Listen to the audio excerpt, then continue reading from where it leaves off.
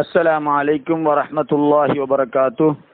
அகீதத்து சூஃபியாவிலே இருக்கக்கூடிய சங்கைக்குரிய உலமாக்களே, அல்லாஹு தஆலாவின் நல்லடியார்களே, அன்பு சகோதரர்களே, ஈமானுடைய 6 அம்சங்களில் முதலாவது அல்லாஹ் சுப்ஹானஹு வ தஆலாவை ஈமான் கொள்ளுவது.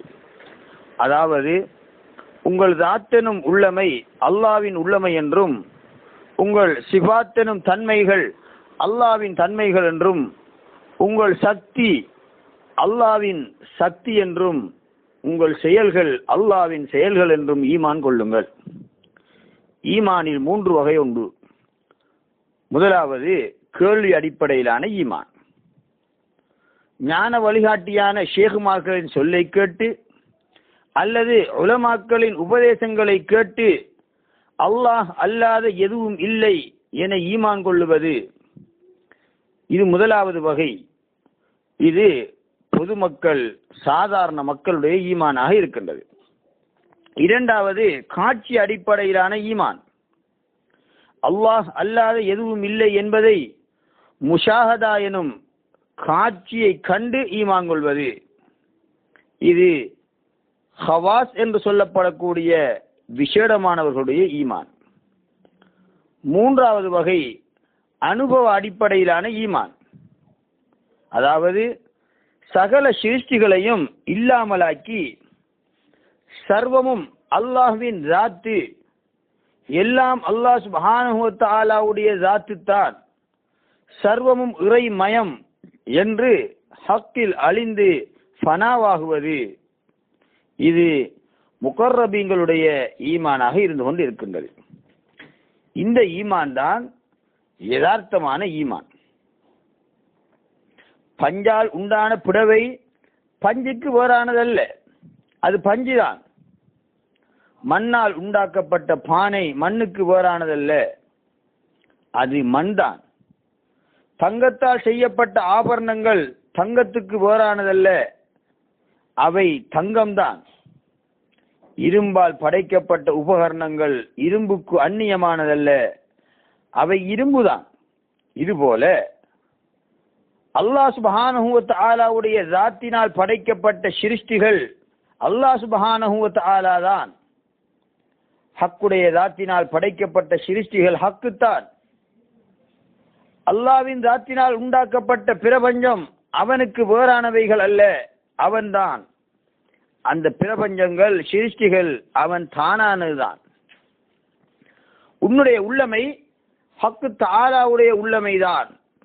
ஹக்கு தஆலாவுடைய உள்ளமை உன்னுடைய உள்ளமைதான்.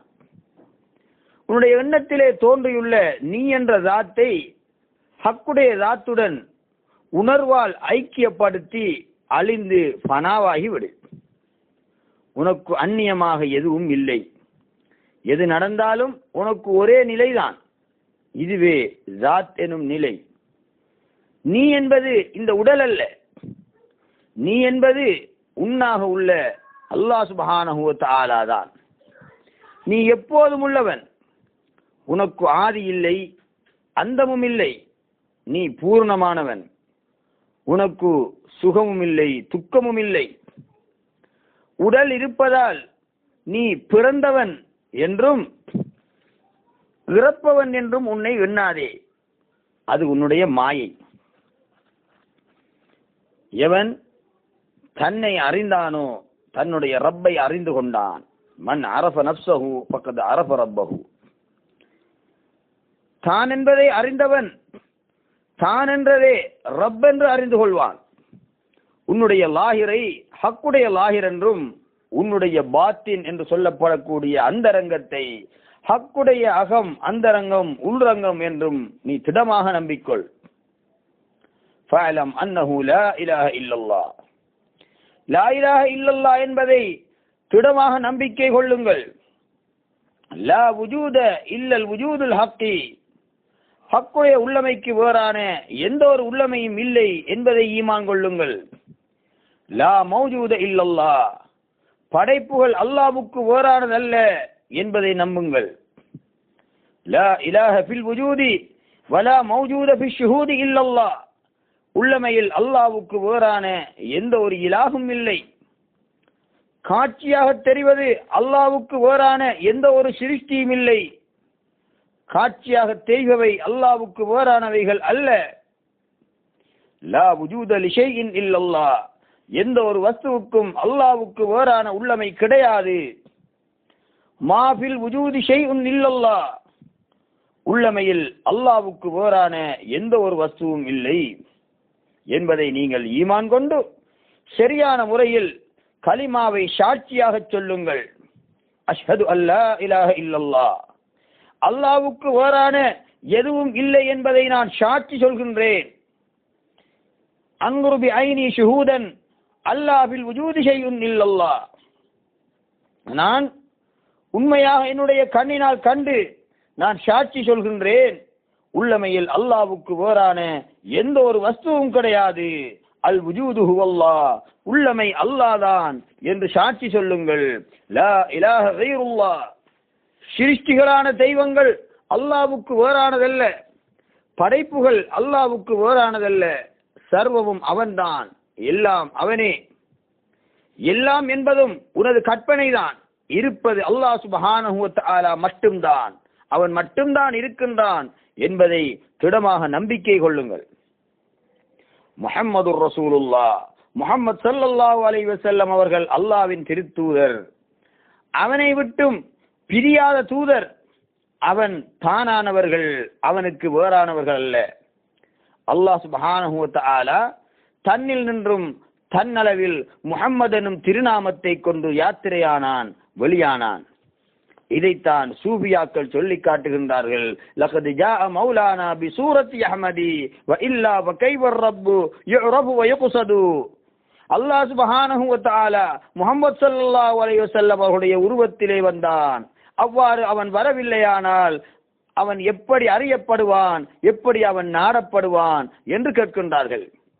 இன்னும் சூஃபியாக்கள் சொல்லி காட்டுகின்றார்கள், தஜல்லா இலாஹுன் ஸாக்க ஷக்ல முஹம்மதி இதாமா தஜல்லல் ஹக்கு ஐன முஹம்மது. அல்லாஹ் சுப்ஹானஹு வ தஆலா தான் முஹம்மது ஸல்லல்லாஹு அலைஹி வஸல்லம் அவருடைய தோற்றத்திலே தஜல்லியாகினான், வெளியாகினான். அவ்வாறு அல்லாஹ் சுப்ஹானஹு வ தஆலா தஜல்லியாகவில்லையானால் முஹம்மது ஸல்லல்லாஹு அலைஹி வஸல்லம் அவர்கள் எங்கே என்று சூஃபியாக்கள் கேட்கின்றார்கள். முஹம்மது ஸல்லல்லாஹு அலைஹி வஸல்லம் அவர்கள் அல்லாஹ்வின் முதல் வெளிப்பாடு, அவர்கள் அவனது உள்ளமைக்கு வேறானவர்கள் அல்ல என்று திடமாக நம்பிக்கை கொள்ளுங்கள். இதுதான் சரியான ஈமான். பேதமை, அஞ்ஞானம் எனும் ஷைத்தான் உனக்கு சந்தேகத்தை உண்டாக்கி துவிதத்தை போதித்து அல்லாஹ் வேறு, படைப்புகள் வேறு என்ற வழிகேட்டை போதித்து ஹக்கை விட்டும் உன்னை தூரமாக்கி விடுவான். ஹக்கை விட்டும் தூரமாகுவதை விட கொடிய நரகம் வேற எதுவுமே கிடையாது. உன்னுடைய யதார்த்தத்தை நீ அறியவில்லையானால் ஹக்குடன் நீ ஒரு காலமும் சேர முடியாது, அவனை நெருங்கவே முடியாது. உன்னை பார், நீ இதற்கு முன் எங்கே இருந்தாய்? தாய் தந்தையின் இந்திரியமாக இருந்தாய், அதற்கு முன்னர் இரத்தமாக இருந்தாய், அதற்கு முன் உணவாக இருந்தாய், அதற்கு முன் மண்ணாக, நீராக, காற்றாக, நெருப்பாக, ஆகாயமாக இருந்தாய். அதற்கு முன் அல்லாஹ் சுப்ஹானஹு வ தஆலாவின் ஸாத்தாக, உள்ளமையாக இருந்தாய். இப்போதும் அல்லாஹ்வின் உள்ளமையாகத்தான் இருக்கின்றாய். நீ கடந்து வந்த எல்லா நிலைகளிலும் அல்லாஹ்வின் உள்ளமையாகத்தான் இருந்தாய். ஆனால் கோலத்துக்கு ஏற்ற பெயரை நீ பெற்றுக்கொண்டாய். எனவே இப்போது நீ கொண்டுள்ள மனிதன் என்ற அந்த கோலத்துக்கேற்ற பெயரை மனிதன் என்று பெற்றுள்ளாய். உனது உண்மையான யதார்த்தத்தை அறியாமல் நீ இருக்கும் காலமெல்லாம் உன்னை நீ அடிமை என்றே நினைத்து அழியும் பொருளாகத்தான் உன்னை காண்பாய். உன்னுடைய யதார்த்தத்தை அறிந்து கொண்டால் நீ அழியா பொருள், மெய்ப்பொருள் என்பதை நீ உணர்ந்து கொள்வாய். உனது சரீரம் இந்த சட உலகத்தை சேர்ந்தது, நீ மறைவான உலகத்தைச் சேர்ந்தவன். நீ இந்த சட உலகத்தில் சொற்ப காலம் சில விடயங்களை நிறைவேற்றிக் கொள்வதற்காக தற்காலிகமாக இந்த சரீரத்திலே இருக்கின்றாய். நீயோ உருவமற்றவன், அரூபி. இந்த உடலின் உறுப்புகளை உசும்பச் செய்வதும், கண்ணை கொண்டு பார்க்கச் செய்வதும், நாவை கொண்டு பேசச் செய்வதும் உனது வேலை. நீ எப்போதும் மறைவான ஆழத்திலேயே இருக்கின்றாய். ஆனால் இந்த உடலில் உன்னுடைய யதார்த்தம் தொடர்புபட்டு இருப்பதால் இந்த உலகத்தைச் சேர்ந்தவனாக நீ இருக்கின்றாய். இந்த உடலை விட்டும் உன்னுடைய உயிர் பிரிந்து விடுமானால் உன்னை மையித்து என்று சொல்வார்கள். ஆனால் உனக்கு அழிவில்லை, உன் உடலுக்கே அழிவு. இதை எந்த நேரமும் நீ நோட்டமிட்டால் உன் சரீரத்தை விட்டும் உன்னை நீ வேறாக காண்பாய். இந்த விடயம் புத்திக்கு விளங்கினாலும் எல்லா நேரத்திலும் மனதிலே இது சரிபடாது. எனவே இதை எப்போதும் ஞாபகம் செய்து கொள்ள வேண்டும். ஹக்களவில் செல்லக்கூடிய ஒருவர் முதலில் இந்த சட உலகத்தை விட்டும் நீங்க வேண்டும், கட்டுப்பாடுகளை நீக்க வேண்டும். அப்போதுதான் கட்டுப்பாடற்ற ஆழத்தை சேர முடியும். இன்சான் என்று சொல்வது கட்டுப்பாடற்ற அகண்ட வடிவமான சுய ரூபத்துக்கே சொல்லப்படுகின்றது. இதைத்தான் அல்லாஹ் சுப்ஹானஹு வ தஆலா லகத் ஹலக்னல் இன்சான ஃபீ அஹ்ஸனி தக்வீம், மனிதனை உயர்த்தியான தன்மையில் படைத்துள்ளோம் என்று சொல்கின்றான். இன்சான் என்று சொல்லப்படக்கூடிய இந்த மனிதனை உயர்த்தியான தன்மையில் மிக செம்மையான பண்பில் நாங்கள் படைத்துள்ளோம் என்று சொல்கின்றான். அந்த இன்சானை இந்த உடலுடன் தொடர்பு படுத்தி இருப்பதை பற்றி சொல்லுகின்ற போது சும்ம ரததுனாஹு அஸ்வல சாபிலீன், பின்னர் அவனை நாங்கள் இழிந்தவர்களிலும் இழிந்தவர்களாக ஆக்கிவிட்டோம், இழிந்தவர்களிலும் இழிந்தவனாக ஆக்கிவிட்டோம், மிக கீழ்த்தரமான படித்தரத்துக்கு நாங்கள் ஆக்கிவிட்டோம் என்று குறிப்பிடுகின்றான். எனவே உன்னை அறிந்து, அதனால் ஹக்கை அறிந்து மகத்துவம் மிக்க இன்சானாக நீ ஆகிவிட வேண்டும். எப்போது நீ உன்னை அறிகின்றாயோ அப்போதுதான் நீ உன்னுடைய ரப்பை அறிந்து கொள்ள முடியும், அப்போதுதான் அவனை சேர முடியும். இதுவே சரியான திடமான ஈமானாக இருந்து கொண்டிருக்கின்றது. அஸ்ஸலாமு அலைக்கும் வரஹ்மத்துல்லாஹி வபரகாத்துஹு.